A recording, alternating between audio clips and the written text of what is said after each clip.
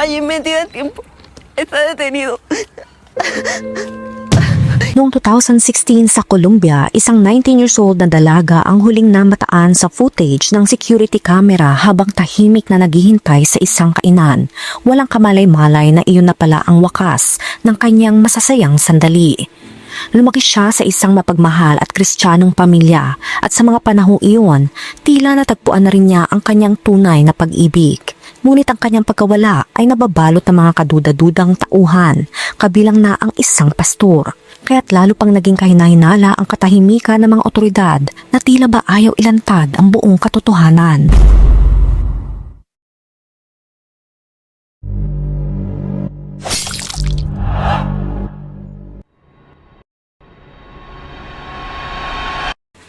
Siya si Natalie Melody Ruiz, ipinanganak noong September 28, 1997. Ito'y sa lalawigan ng Cordoba sa lungsod ng Monteria sa Colombia. Dito siya lumaki sa barrio Villa Cielo, kasama ang kanyang mga kapatid na sina Fernanda at Josue, at ang kanilang mga magulang na sina Edwin Salas, isang street vendor, at si Claribel Ruiz, isang guro na minamahal sa kanilang komunidad. Ang pamilya ay mahigpit na tagasunod ng simbahan at aktibong miyembro ng Iglesia Evangelica Cristo es la Roca na matatagpuan sa Canta Claro, Monteria. Ang simbahan ay pinamumunuan ng isang ginagalang na pastor. Ito'y si Carlos Andres Quejada Santos, na kalaunan ay madidiin sa madilim na kontrobersya. Tulad ng kanyang ina, nagpakita si Natalie ng hilig sa pagtuturo. Madalas niya itong samahan sa paaralan at tumutulong sa pag-check ng mga exam. Ayaw niya sa maling spelling o pangit na sulat. Isa siyang perfectionist. Pero bukod sa akademya, may tinatagong talento rin siya sa musika. Kasama siya sa youth choir ng simbahan. At ang kanyang malambing na tinig ay humahaplos sa damdamin ng mga dumadalo sa serbisyo. Sa taong 2016, si Natalie ay 19 years old na at nagsisimula ng kolehiyo sa Universidad de Cordoba, kung saan kumuha siya ng kursong major in mathematics. Hindi siya tulad ng ibang kabataan. Hindi siya mahilig lumabas o mag-party. Mas pinili niyang dumalos sa mga gawain sa simbahan. Ngunit sa kabila ng disiplina at paniniwala, dumanas siya ng pag-uusisa. Isang pagnanasang makakilala ng iba na hindi bahagi ng simbahan. At dito niya pinasok ang mundo ng social media.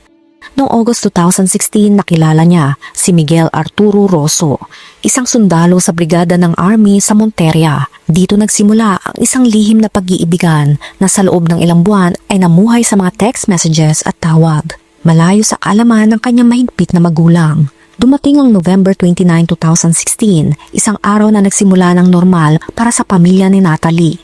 Ngunit pagsapit ng gabi, ang lahat ay magbabago at ang kanilang buhay hinding-hindi na magiging kagaya ng dati. Dahil hindi nakauwi si Natalie matapos ang klase niya at dito nagsimulang magpanik ang kanyang mga magulang. Alam nilang hindi siya palalabas ng gabi at kung sakaling malilate man siya, lagi siyang tumatawag o nagpaparamdam. Dahil dito, agad nagsimula ang walang tigil na paghahanap. Pinuntahan nila ang lahat ng lugar na pwedeng puntahan ni Natalie. Pero wala siya. Wala kahit saan. Habang kinakausap nila ang mga kaklase niya, may isang nagbanggit na hindi sinasadya na baka kasama lang ito ng kanyang nobyo. Isang salita, isang revelasyon na ni minsan ay hindi pa naririnig ng kanyang mga magulang. At dahil dito, nagulat sila. Mabilis nilang tinipon ng mga impormasyon mula sa malalapit na kaibigan ni Natalie. At dito nila nalaman ang pangalan ng binata ay si Miguel, isang regular na sundalo sa brigada ng hukbo sa Monteria. Agad nagtungo ang mga magulang ni Natalie kasama ang pastor ng kanilang simbahan, si Carlos, na noon ay labis nilang pinagkakatiwalaan. Humarap sila sa isa sa mga opisyal ng militar, pero dahil kulang ang datos tungkol kay Miguel, wala silang nakuha kahit anong impormasyon. Sinubukan nilang hanapin ang numero ni Miguel o kahit anong kontak na konektado sa kanya. Ngunit walang gustong magsalita. Sa loob ng 4 na araw, walang tigil ang pamilya sa paghahanap. Sa bawat araw, kasama nila ang pastor na nagpakitang interesado rin. Pero sa ika-5 araw, nagpaalam ito. May ibang lakad daw sa ibang bayan at iniwan niya ang pamilya sa gitna ng kanilang desperasyon. At sa parehong araw na iyon, natanggap ng pamilya ang isang nakakalungkot na balita. December 3, 2016, natagpuan si Natalie. Hindi na ito gumagalaw o nagsasalita. Isa na itong malamig na labi. Sa hilagang bahagi ng Monteria, may isang imburnal kung saan itinatapon ng mga maruruming tubig at basura. Doon nakita ang labi ni Natalie At hindi lang basta pinaslang si Natalie. Ayon sa mga ulat, siya ay inabuso, pinahirapan, at tinapos gamit ang mga kamay o bagay na nilagay sa kanyang liig hanggang sa mawala na siya. Ang kanyang muka ay inatake hanggang sa hindi na siya makilala at saka siya itinapon sa putikan na sa gilid ay may isang bakal na takip ng imburnal na pinaniniwala ang ginamit ito sa pag-atake sa kanya. May mga palatandaan pa na tila higit sa isang tao ang may kinalaman sa karumaldumal na insidente. Pero dahil nasa preliminary investigation pa lang ay ayaw pa magsalita ng mga pulis. Lahat ay tahimik para may ayaw silang ilabas sa publiko. Ni isang media outlet walang detalyeng na ilabas tungkol sa forensic report, mga ebidensyang nakuha o kahit DNA results.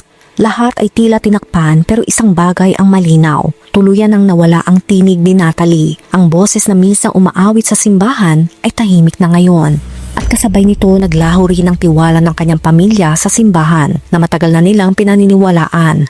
Agad itinutok ng pamilya ang kanilang galit kay Miguel, ang nobyo na hindi man lang nila nakilala. Hindi malinaw kung paano siya natuntun pero ayon sa mga ulat, siya ay nahuli at inimbestigahan. Sa kanyang pahayag, itinanggi ni Miguel na may kinalaman siya sa pagkasawi ni Natalie. Ayon sa kanya, noong November 29, sila ay unang beses na nagkita ng personal. 3 buwan daw silang nagkausap online at noong araw na iyon, nagdesisyon silang magkita sa wakas. Pagkakita daw nila, parang may mahika ang unang yakap nila. Tila naglaho ang lahat ng takot. Ayon kay Miguel, 4 sa 5 araw na nawawala si Natalie ay kasama daw siya nito. Nagmamahalan sila, tila nakalilimot sa mundo. Noong December 2, 2016, nagkaroon ng isang hindi malilimutang araw si Natalie at ang kanyang kasama, ang lalaking si Miguel. Pumunta sila sa batalyon upang bisitahin ang isang kaibigan niyang may sakit at nagkasama silang maglakbay sa buong araw. Ngunit ang lahat ng iyon ay magbabago nang maghiwalay sila ng landas. Sinamahan ni Miguel si Natalie sa bus stop upang makauwi na sa kanyang tahanan. Bago magpaalam, inabutan siya ng kanyang numero at nagmukhahin na mag-text na lamang sa isang kaibigan dahil sasirang-sira na daw ang cellphone ni Miguel. Si Natalie ay nangakong tatawag pagdating sa bahay, ngunit lumipas sa maghapon, ni isang tawag o mensahe mula kay Natalie ay walang dumating. Si Miguel ay naghintay, ngunit sa 2 magkasunod na gabi ay wala siyang narinig mula kay Natalie. Habang si Miguel ay nagmumuni-muni sa mga pangyayari, ang mga magulang ni Natalie ay nagsimula mag-isip na may masamang nangyari. Bakit kaya hindi na siya nakipag-ugnayan? At bakit hindi na siya nakarating sa bahay na ayon sa kanyang itinakdang oras? Habang ang lahat ay abala sa paghahanap, may isang kakaibang pagkakataon ang nagbukas. 2 manggagawa mula sa isang kilalang kainan sa Monteria ang nakakita sa isang telebisyon kung saan ipinapakita si Natalie. Tinutok nila ang kanilang mga mata at napansin ang isang bagay na magbabago ng lahat ng ito. Nagdesisyon silang kontakin ang pamilya ng dalaga at ibinahagi ang kanilang nakita. Sinuri ng mga investigador ang mga video recordings mula sa kamera ng seguridad sa restaurant na iyon. Doon malinaw nilang nakita na si Natalie ay nandoon sa pagitan ng 11 hanggang 11:30 ng gabi noong December 2. Kasama niya sa mga larawan ay ang isang lalaking hindi pa kilala. Ang dalawa ay naglalakad na magkasama, nag-uusap at parang isang magkasintahan. Ang patunay na ito ay agad na nagbigay linaw. Hindi si Miguel ang huling tao na nakita si Natalie bago siya mawala. Dahil dito si Miguel ay pinalaya at itinanggi ang lahat ng akusasyon laban sa kanya. Ngunit ang mga investigador ay hindi huminto. Dahil sa mga bagong datos, nagsimula sila maghanap ng mga bagong pangalan. Isa sa mga pinakamahalagang piraso ng ebidensya ay ang cellphone ni Natalie. Sinuri nila mga tawag at mensahe at natuklasan na may isang lalaki. Ito ay si Enyo Peña Errata, ang 46 years old na negosyante na nakipag-ugnayan kay Natalie. Ngunit ang huling piraso ng palaisipan ay dumating mula sa isang testigo na may limitadong kakayahan sa pagsasalita at pandinig. Siya si Francisco Romero Pacheco, isang binata na namumuhay ng normal sa kabila ng kanyang mga kahinaan. Siya ang nakakita ng mga pangyayaring hindi niya malilimutan habang siya ay pabalik mula sa kanyang trabaho. Siya ay nagmamasid sa mga sasakyan sa malapit na lugar kung saan nakita si Natalie. Sa kabila ng mga hadlang sa komunikasyon, gumamit siya ng sign language upang magbigay ng mahalagang impormasyon na nagbukas ng mga mata ng mga investigador. Habang ang lahat ay nagmumuni sa mga pangyayari, Nakarating na mga investigador sa isang madilim na katotohanan. Ang mga piraso ng ebidensya ay nagsanib upang ipakita ang hindi natapos na kwento ng buhay ni Natalie. Sa ilalim ng lahat ng mga pangyayari, isang tanong ang naiwan. Sino ang responsable sa matinding pagpaslang sa isang inosenteng buhay? Ang kanyang pagkawala ay patuloy na palaisipan at ang buong komunidad ay naghahanap ng mga sagot at ang tunay na katotohanan ay hindi pa natagpuan. Si Francisco ay nagbigay ng isang nakakagimbal na paglalarawan ng mga pangyayari. Ayon sa kanyang mga ulat, 2 kalalakihan ang nagsagawa ng hindi kapanipaniwalang bagay laban kay Natalie. Habang ang isa sa kanila ay umaabuso kay Natalie, ang isa naman ay nagbabala at agad na nagbanta gamit ang armas. Ngunit hindi natakot si Francisco. Tumakbo siya, nagtago at nagpatuloy sa panonood ng mga kalalakihan na pinapaluhod si Natalie.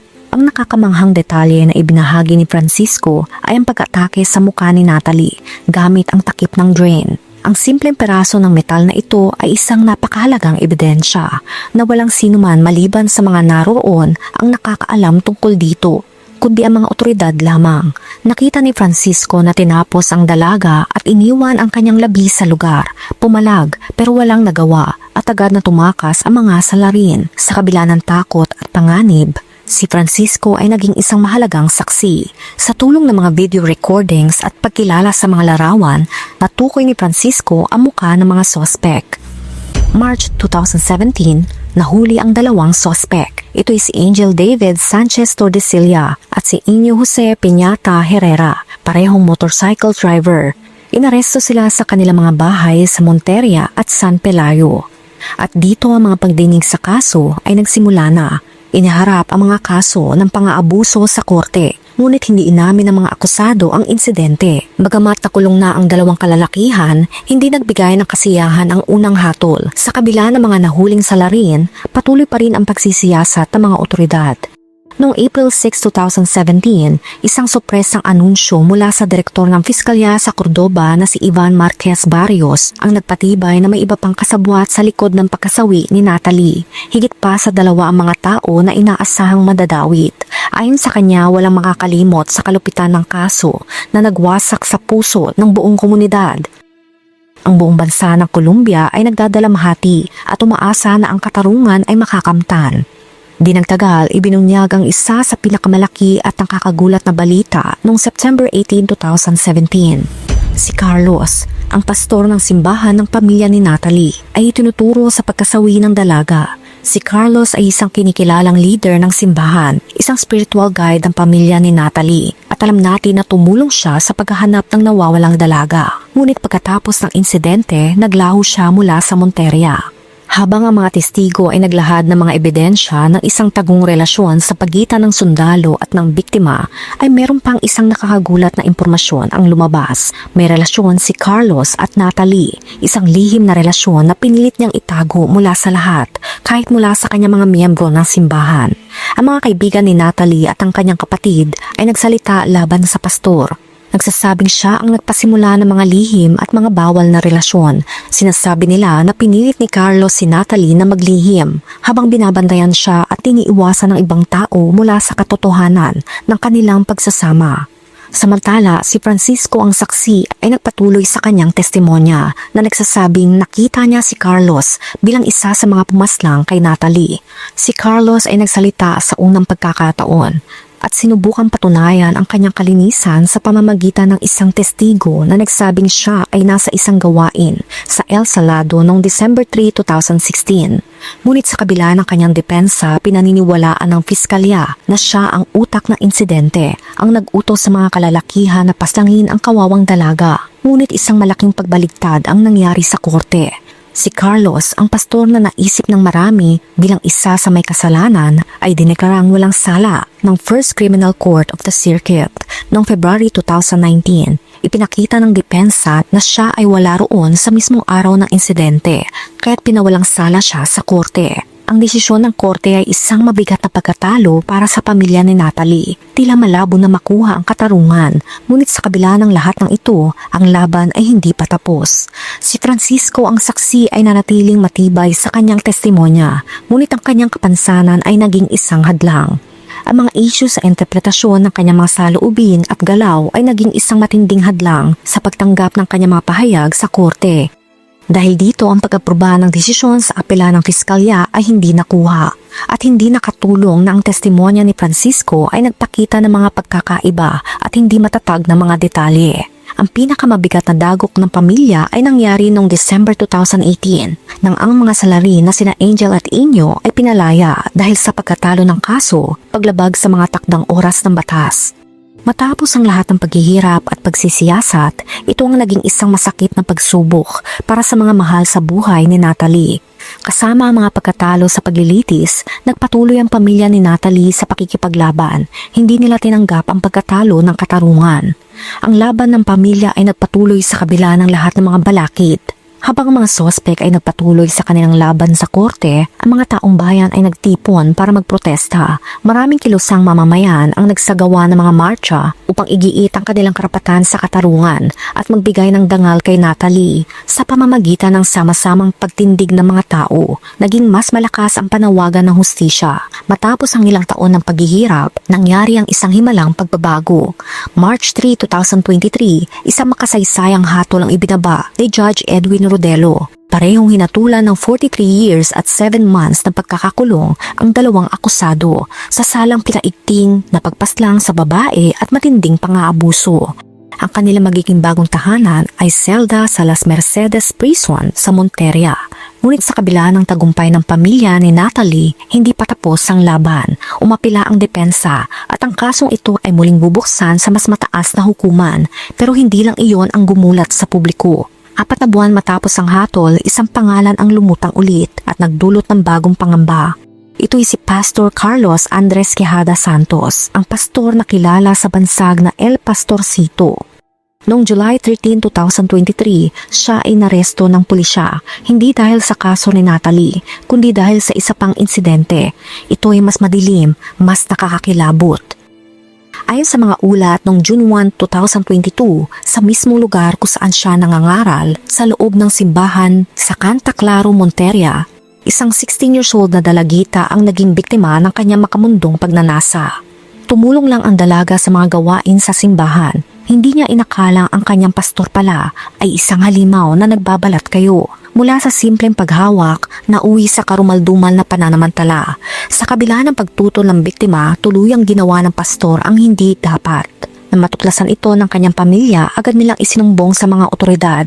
Ngunit kahit may mga ebidensya, mariin itong itinanggi ng pastor. Kahit masakit at mahirap, patuloy pa rin ang paglaban sa hustisya. Sa mga pagdinig at pagpapakita ng ebidensya, hindi natinag ang piskalya dahil sa bigat ng kaso, nagdesisyon ang husgado Quinto Penal ng Monteria na ikulong pansamantala si Pastor Carlos. Ang kanyang pansasamantalang pagkakakulong ay hindi lang para sa hustisya, kundi para sa kaligtasan ng biktima at ng mga tao. Ayon sa direktor ng mga piskal sa Cordoba, malinaw at matibay ang mga ebidensyang ipinakita para hindi siya basta makalaya. Ngunit sa bandang huling linggo ng June 2024, wala pa rin opisyal na paglilitis laban sa pastor. Tahimik ang mga korte. Wala pa rin kasiguraduhan kung muling bubuksan ang kaso ni Natalie. Tahimik na rin ang pamilya ng biktima, pero ang katahimikang iyon ay may dalang kirot. Ayon sa kanyang ina na si Claribel, sinira nila ang imahe ng anak ko. Dagdag pa, iniba ng mundo ang pagkakakilala kay Natalie. Pinalabas na hindi siya pumapasok sa universidad, na sumasama siya sa nobyo, na siya ay iba sa batang pinalaki niya. Pero sa puso ng kanyang ina, hindi kailanman mabubura ang tunay na Natalie. Si Natalie ay may pangarap at kabaitan na hindi matatawaran. Ngunit ngayon alaala na lamang siya, isang boses na nawala, isang musika na hindi na maririnig muli. Bagamat pinanghihinaan ng loob, pinipilit pa rin nguminti ni Claribel para sa kanyang 2 natitirang anak. Sama-sama na bumuo ng mga bagong pangarap. Pero sa gabi, sa katahimikan, bumabalik ang anino ng sakit. At ang tanong, paano kaya kung makalaya ang mga pumaslang sa kanyang anak? Sa kabila ng lahat, hindi galit ang nangingibabaw sa puso ni Claribel, hindi paghihiganti, kundi awa. Sapagkat para sa kanya mas malupit ang konsensyang dadalhin habang buhay ng mga gumawa ng insidente. Ang bigat ng malaman na ikaw ang dahilan kung bakit may isang babae na sumigaw at nang makaawa pero hindi pinakinggan. Dahil sa nangyari, hindi na simbahan ang kanyang takbuhan, hindi na panalangin ang kanyang sandigan, pero ang kanyang pagmamahal sa pagtuturo ay nanatili at si Natalie ay nanatiling buhay sa kanyang puso, isang musika na nawala, ngunit patuloy na bumubulong sa hangin. Paalala na ang pag-asa at ang laban ay mas matatag kaysa sa alinmang sakit. At hanggang ngayon, ito ang mga tanong ng mga tao. Ano ang tunay na papel ng pastor sa trahedya na nangyari kay Natalie? Isang pagkakataon lang ba ang lahat? O bahagi siya ng mas malalim at mas nakakatakot na katotohanan? Paano nga ba nakatagpo ng mga motorista si Natalie? May nag-utos ba sa kanila? Inaasahan ba ni Natalie na may sasalubong sa kanya? O may iba siyang intensyong hindi natin kailanman malalaman? Napakaraming tanong na marahil habang buhay na lang nating dala. Walang kasagutan, ngunit isang bagay ang malinaw. Ang pastor na ito na si Carlos Quijada Santos ay may tinatagong kasamaan. At kung nagawa niya iyon sa isang inosenteng 16 years old, ano pa kaya ang mga bagay na hindi pa nadidiskubre? Walang duda, isa siyang panganib. Hindi lang sa kanyang mga tagasunod, kundi sa kabuuan ng lipunan. Sana mapanatili siya sa likod ng rehas habang buhay. At sana hindi na siya makapanakit ng iba pang inosente, ng iba pang Natalie. Ikaw, anong masasabi mo sa kwento natin ngayon? Let me know sa comment section. Kung nakaabot ka sa video na ito ay maraming salamat. Huwag kalimutan mag-like, share, subscribe, and turn on the notification. Ingat ka palagi. Ciao!